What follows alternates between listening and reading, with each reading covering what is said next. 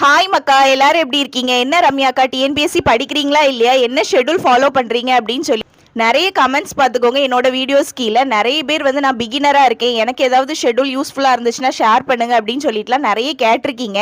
நீங்கள் எப்படி பிகினராக இப்போ வெயிட் பண்ணிட்டு இருக்கீங்களோ, ஒரு ஷெட்யூல் இருந்தால் நான் படிக்கலாம் அப்படின்ட்டு ஒரு வெயிட் பண்ணிட்டு இருப்பீங்க கரெக்டாக? ஸோ அதே மாதிரி தான் நான் ஒரு ஒர்க்கிங் பர்சனாக இப்போ வெயிட் பண்ணிட்டு இருக்கேன். ஏன்னா எனக்குமே வந்து இப்போ ஹெவியாக ஏதாவது கொடுத்தாங்க அப்படின்னா என்னால் படிக்க முடியாது.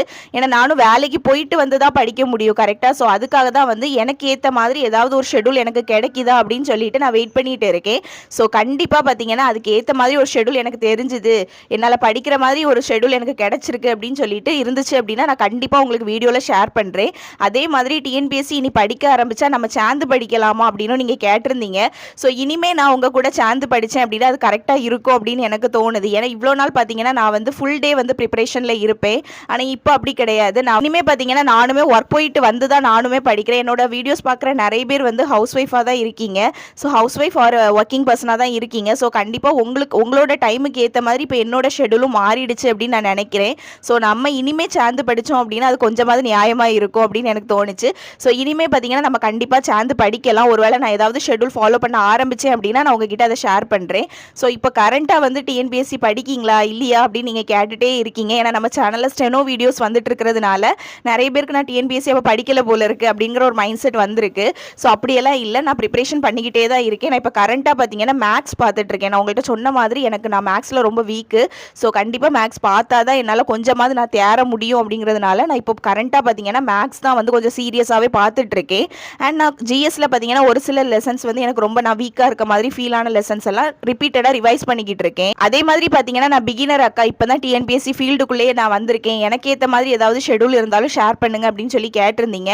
நீங்கள் எப்படி பிகினரோ அதே போல தான் நானும் இப்போ ஒர்க்கிங் பர்சன். நான் பிகினிங்லேயே சொன்ன மாதிரி பிகினருக்கு எப்படி கொஞ்சம் கொடுத்தா தான் படிக்க முடியுமோ அதே போல தான் பார்த்துக்கோங்க. எனக்கும் இப்போ ஹெவியாக வந்து நிறைய தந்துட்டாங்க அப்படின்னா என்னால் படிக்க முடியாது.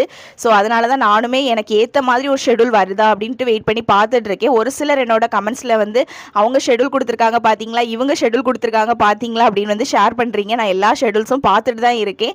ஸோ நான் எனக்கு ஏற்ற மாதிரி வரும்போது தானே நம்ம சொல்ல முடியும். நான் ஃபாலோ பண்ணுற ஷெட்யூலை தான் நீங்களுமே ஃபாலோ பண்ணணும் அப்படின்னு நான் வந்து எந்த இடத்துலையுமே நான் சொல்ல போகிறது கிடையாது. அது உங்களோட விஷயம் தான். நான் இந்த ஷெட்யூலை பேஸ் பண்ணி படிப்பேன் அப்படிங்கிறது மட்டும்தான் நான் வந்து உங்ககிட்ட ஷேர் பண்ண போகிறேன். அது மட்டும் இல்லை, ஒர்க் போயிட்டே உங்களால் படிக்க முடியுதா அப்படின்னு நிறைய பேர் கேட்டிருந்தீங்க. சீரியஸாக எனக்கு வந்து ஒர்க் போனதுக்கு அப்புறமா தான் இன்னுமே நிறைய படிக்க தோணுது அப்படின்னு எனக்கு தோணுது.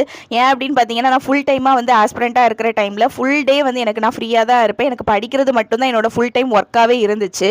ஸோ அந்த டைமில் பார்த்தீங்கன்னா நிறைய டைமை வந்து நான் வேஸ்ட் பண்ணுவேன். அதாவது நம்ம இவ்வளோ படித்தா போதும், இன்னைக்கு நாளைக்கு பார்த்துக்கலாம், ஏன்னா நாளைக்கும் எனக்கு ஃபுல் டே டைம் இருக்குது. ஸோ அதனால் இன்னைக்கு இவ்வளோ படித்தா போதும், இவ்வளோ போதும் அப்படிங்கிற ஒரு மைண்ட் செட்டில் இருப்பேன் பார்த்துக்கோங்க. நிறைய டைமை வந்து ஏதாவது வேறு ஏதாவது வேலை பார்த்து வந்து டைமை வேஸ்ட் பண்ணிடுவேன். ஆனால் இப்போ பார்த்தீங்கன்னா எனக்கு கிடைக்கிறதே கொஞ்சம் நேரம் தான். நான் ஒர்க் முடிச்சுட்டு வந்து கிடைக்கிற அந்த கொஞ்சம் நேரங்களில் தான் என்னால் படிக்கவே முடியும். அப்படிங்கிறதுனாலே பார்த்தீங்கன்னா நான் வந்து தீவிரமாக படிக்கிற மாதிரி எனக்கு இருக்குது. ஸோ என்னால் வந்து ஒர்க் போயிட்டு படிப்பை என்னால் மேனேஜ் பண்ணிக்க முடியுது பார்த்துக்கோங்க.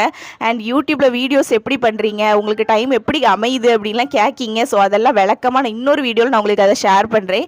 ஸோ அதை ஷேர் பண்ணுறதுக்கான நாள் பார்த்தீங்கன்னா இன்னும் கூடிய சீக்கிரத்தில் வரும் அப்படின்னு நான் நினச்சிட்டு இருக்கேன். ஸோ வரும்போது கண்டிப்பாக நான் வந்து உங்ககிட்ட எல்லா விஷயத்தையுமே நான் ஷேர் பண்ணுறேன். ஓகேவா? ஸோ இப்போ நம்ம வந்து கடையை சாத்திக்கலாம். நெக்ஸ்ட் வீடியோவில் பார்க்கலாம். டாடா பாய்.